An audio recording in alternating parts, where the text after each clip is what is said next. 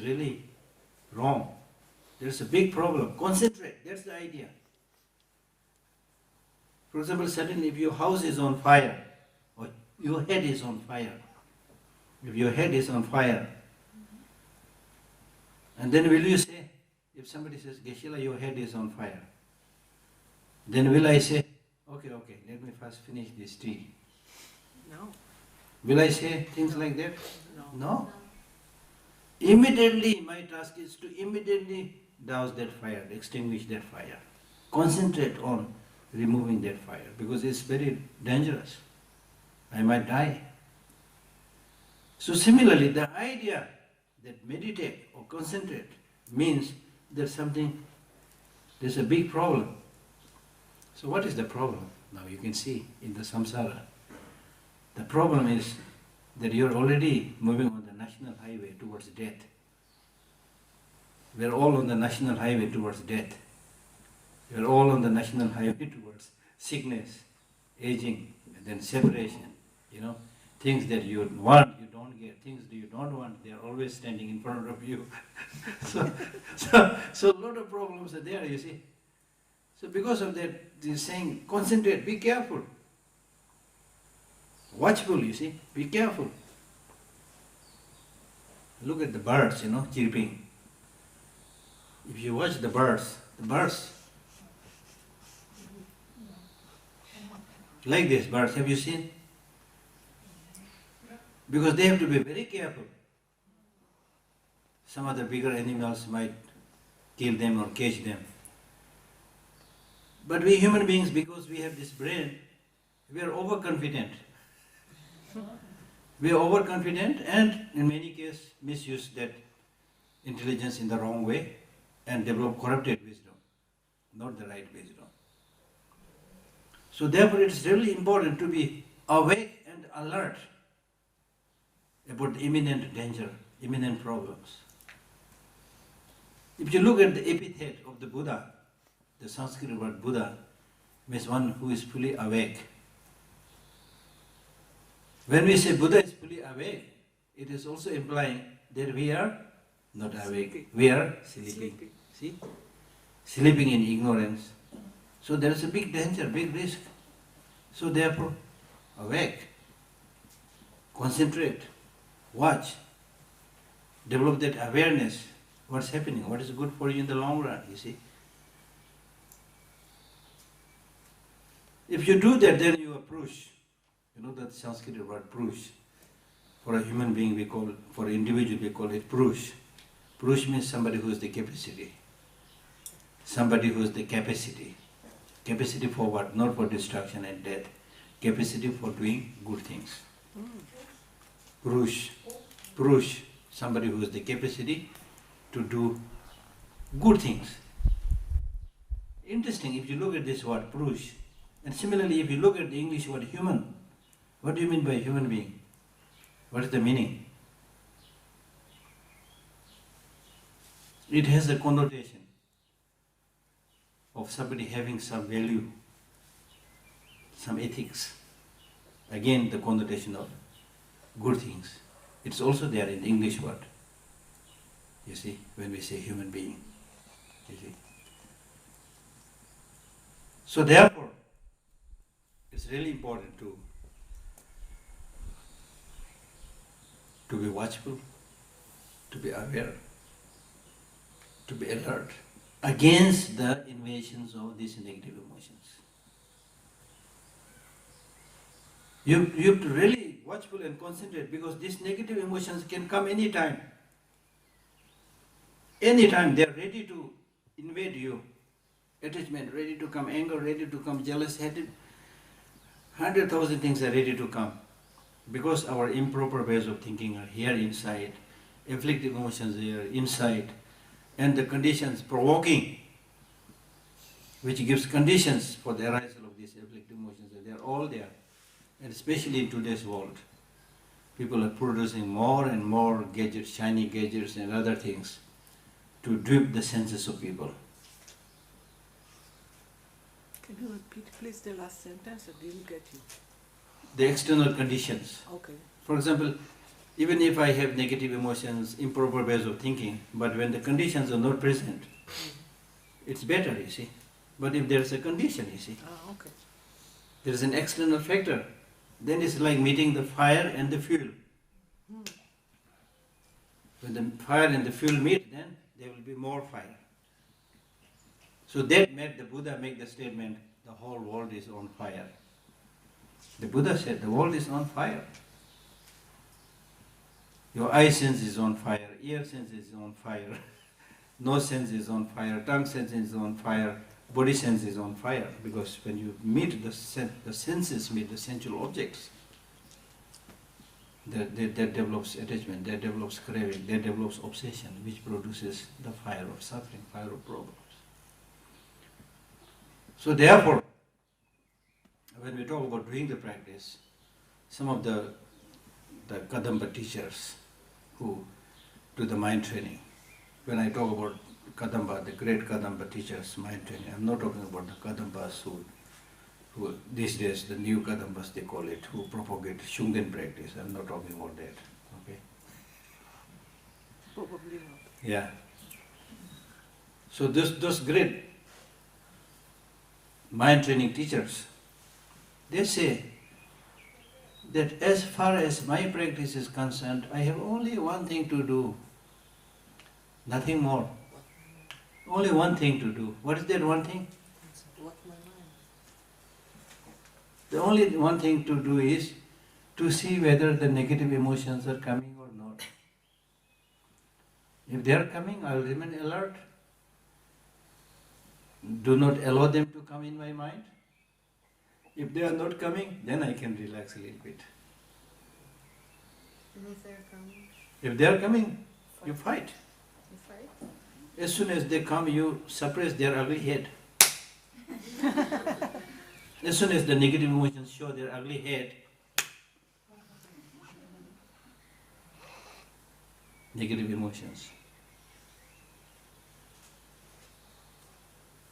Only job. Another Kadamba master, he says, even if these negative emotions are so strong, he personifies these negative emotions and says that even if these negative emotions are so strong that they throw me down, I'm under them,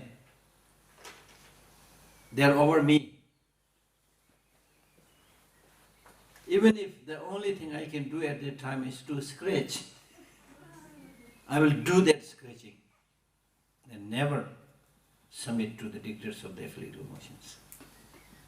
They personify these afflictive emotions as if they are really fighting a person, you see. So that kind of approach is important.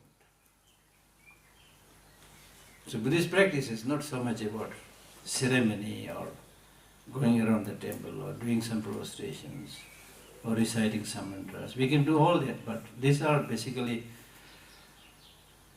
sometimes it's also show business, you know. Show business.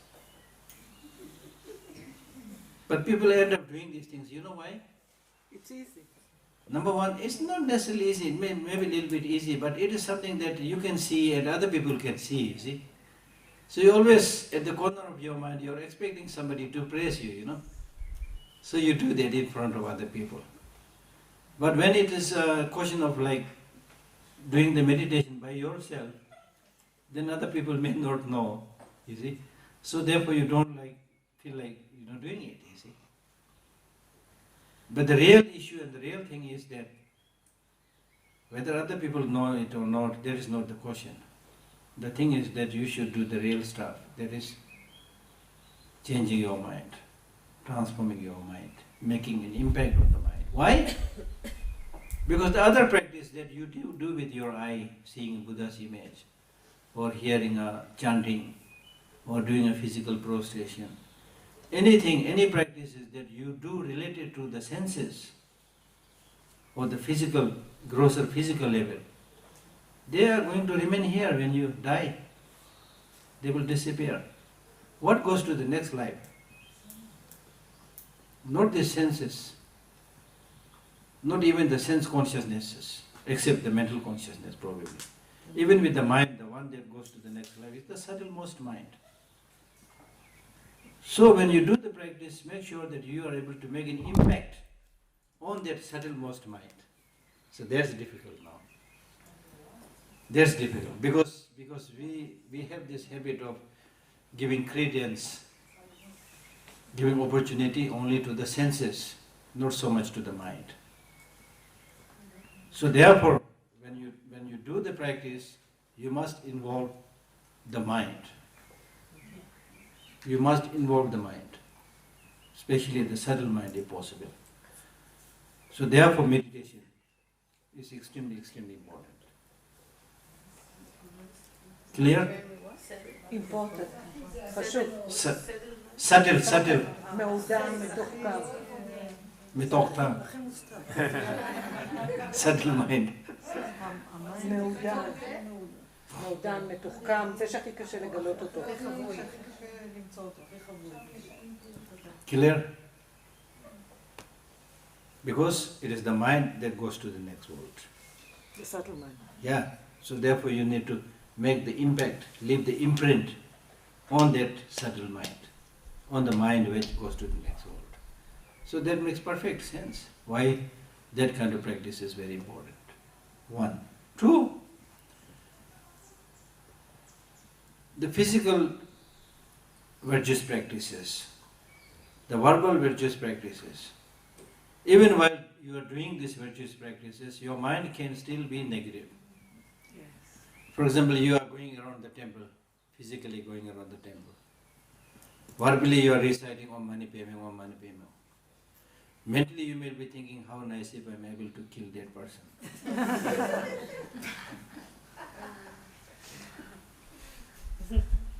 So that is why I am saying that verbal and physical practices are not really sure whether it will become a real practice or not.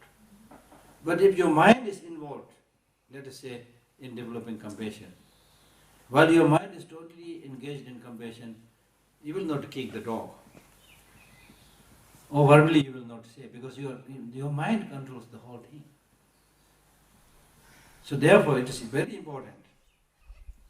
And His Holiness gives a very example. He says that, physically you may be doing something good, verbally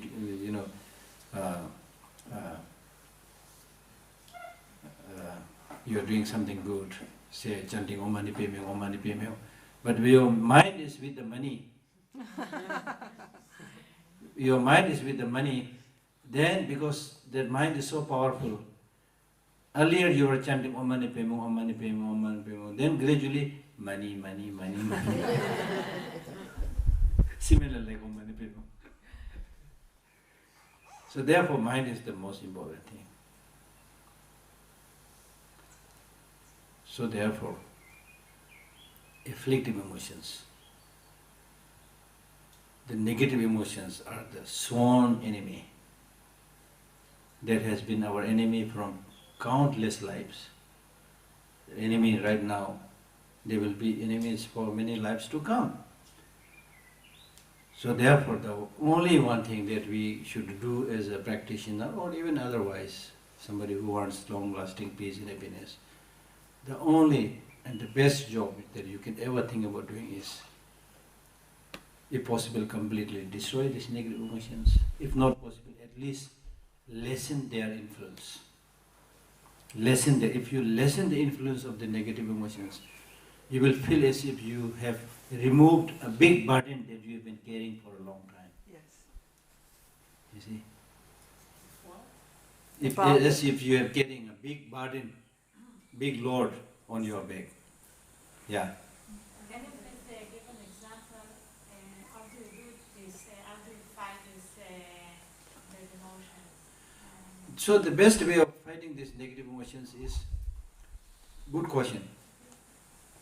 It's not just using force like that, It's exactly like how you make friendship. Exactly like how you make friendship or stop your friendship. Now, I see somebody looks very nice. For example, when we make friendship, we don't know each other, but Looks very nice. And that person invites me for a cup of tea, lunch, something like that. Looks very nice still. Then we become a little bit more closer and friend. But the more we come closer, the more you see the bad side of that person. See, calculating, manipulating, opportunistic.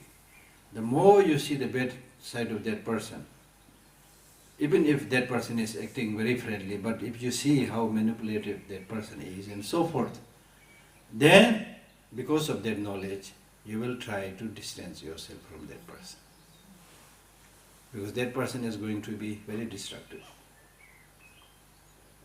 Then there are others who may or may not look so good in the beginning, but the more you spend time with that person, the more that person is honest, you find that person is honest, that person can be trusted, that person is reliable, then you become more and more close with that person. So dealing with the emotions is exactly like that. The more and more you look at the side of the negative emotions like anger, the more you see how destructive they are. Like for example, if you recall what happened with these negative emotions in the past, I'm sure all of us have some stories to say. You see? So with that realization, now you say, okay, now I have some understanding. Now I really don't want these negative emotions to disturb me. So that's the way you stop the negative emotions. Now with the positive emotions like love, compassion and so forth, you did not also pay much attention there. But now, because you have started paying more attention, you are able to see their value. So now you will have to say that sorry, I did not recognize that you are such a good person. Now I really like you. Please, we can help each other, Come to my house, have lunch, dinner, whatever, So you invite loving kindness, compassion, wisdom and so forth. So that's the way. Exactly like how you make friendship. Yeah. I have a question, please. What do you do if one of the person, if a person, I mean a brother or sister of a very close family, after many years of trying to cultivate your negative emotion, arises them and there is a conflict between my values as for family and devotion for family and the impact that the presence of my brother or sisters does on me. How would you deal with it? You have been trying to maintain good relationship Yes, with that person, yes, but still because of that behavior of that person. yes. Because more, not so much behavior, but the kind and the perspective and everything, it arises me so many negative emotions that really, not because it's bad or good, but so different, so... And Generally speaking, you should always maintain some distance with people, good or bad, some distance, I think. It's not good that somebody is your friend, you always go together all the time, And especially bad people, destructive people, of course you have to maintain that distance. Okay? So your being having love and affection to your relatives and friends does not mean to say that you always try to address their problem even if they are reluctant, not welcoming, No. If they want, they need welcoming, okay, you are ready, you help. If they don't want, okay, it's not my problem. You don't want me, so no problem. But I have no enmity, no negative feeling. From your side, as I said earlier, from your side, when you do the best possible thing, you have nothing to regret, you see. No, I don't. Yeah, nothing to regret. So that's important, because we cannot solve the problem of everybody. Only thing we can do is we try our best. Yeah. Thank you. Let's say that you are about to lose your job and you are very worried. How do you fight this emotion? About to lose your job, Yeah, and you are very worried. you're very worried. How do you fight this emotion? As I said earlier, if there is a solution, don't worry. because there is a solution. If there is no solution, no use worrying, because by worrying it will not solve the problem. You see? So that should be the attitude. You try best to get that, continue that job, you try best, as I said. And even by trying best, if you are not getting it, you are going to lose it. Okay, then worrying and feeling sad will not solve the situation. So you try to think about doing something else. Yeah. Yes. I think negative feelings like jealous or anger, they are built in us, and we are born like this. So we can't להעלים אותם. Expel them. They Eliminate. don't disappear, but if you are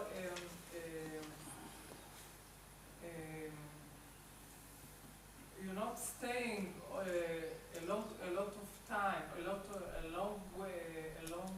time, a long days with jealous or with angry, and you know how to stop it. So it's natural. It's good. I can jealous. I can be anger at my husband and my friend, but I know how to make the switch and know where to stop. If you have that control, good. What? If you have such control, good. But what I'm saying is I'm not so much talking about whether it is part of your nature or not nature. I'm not talking about that. What I'm talking is that good for you? Is that beneficial for you? You see? Is that giving you more peace, happiness, calmness of mind? I'm not to judge anybody, or Buddha is not trying to judge anybody. You know, he is simply saying you should see yourself, whether it's really good and beneficial. If anger is good, jealousy is beneficial, have it. Nobody can stop that. No, I say that Yeah, it's so- very natural. No. But not, Natural doesn't mean that it is good. Poison is natural. Poison is natural. But it is destructive, therefore we try to get rid of poison and cultivate medicinal plants. Number one. Number two, it's also not natural in the sense, this is again a very good thing that you asked. Because in Buddhism, when we talk of law of karma, there were many other thinkers at that time. Like for example, there was a hedonistic religion, Charvaka, who did not believe past life, future life, and who said there's nothing called karma or nothing called cause and effect, nothing, it's all nature. And they also come up with some interesting points by saying, for example, look at this flower. Who made this? Did you see anybody coloring it? Look at how the sun comes in the sky. Who made the sun come and arise in the sky? Look at the beauty of the feather of the peacock. So beautiful. Who painted it? Look at the thorns, like needles. Who sharpened it? Nobody did it. No cause, no condition. They all is nature. You see, they all is nature. So this school of thought, who we call hedonist, they came up with such suggestions, such ideas. But this is then refuted in the Buddhist teaching by saying that if these things are just nature and no cause, no condition, then why don't everybody become same? Why the difference? Even with the flowers, some red, some white, why? It's nature, then why either every flower should be white or red, you know? There's no specific reason to say why this become flower red, why this become white. So this shows that there are different mechanisms, there are different causes and conditions. Because of this, different emotions, different feelings, different physical shapes. Even scientists now they are explaining all these points very clearly, that it's all dependent on causes and conditions. So therefore, we can, if we see carefully, one, to see whether these negative emotions are really beneficial, useful.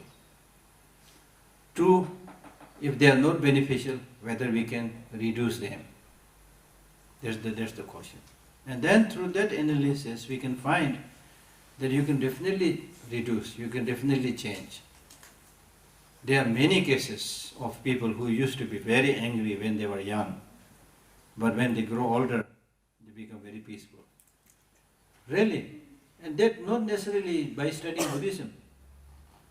Through life's own experience, you realize that always getting angry and fighting is not the solution, you see. Through life you learn. Then you choose the other way. So that's what the Buddha said. Okay?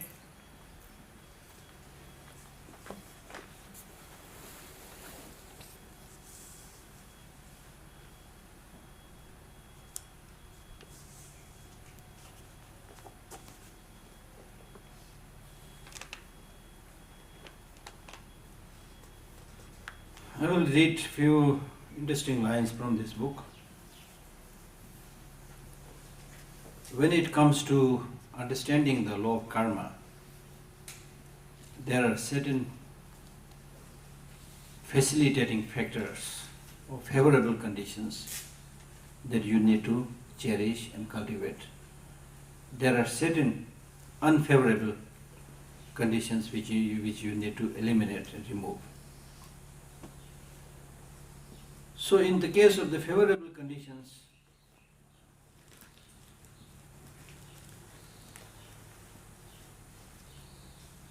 he says that you need to understand this karma within the general law of causality, cause-effect relationship. There is a bigger mechanism, cause-effect relationship. Like for example, whether human beings or trees, depending on different causes and conditions, different things arise. So there's the general law of causality operating in the universe. And according to Buddhism, this is not made by somebody. Some schools, they talk about primal factor which is responsible for creating all this, or external agent designing and creating all this. And Buddhists do not believe this. They say this is the way things are. If you ask why the fire is hot, it's the way things are. Why water is liquid, it's the way things are. It depends on certain causes and conditions, but nobody made it. Nobody with a particular motivation created or made those things. So that's the Buddhist concept. So within that general law of causality that's operating in the whole universe comes karma. Now when we talk about karma, it's talking about an agent, a human being or individual, sentient being, with certain motivations, does certain action, positive or negative. So that is called karma. Not all kind of causes and conditions. For example, if you look out from the window and suddenly if you see one leaf falling down, there is a cause for that. The cause is there was a wind and the leaf was also quite fragile, so it fell down. But that falling down of the leaf from the tree, we don't call it karma. We call it cause and effect, but not karma. So karma means an action that is done by an agent with particular motivation, with particular intention. Okay? So it's related to the individual sentient beings. And we have discussed about how everything is, all the conditioned things are transient, impermanent, that we will definitely going to die one day. But when we die, we do not disappear into nothingness. This is another important point. Because many people, they think, oh, we are going to die soon, so enjoy the life. Don't we say? Especially many young people, they say things like that. So since we are going to die, so why make so much fuss with this life? Enjoy. This is what they say. But the Buddhist teaching is saying that death does not mean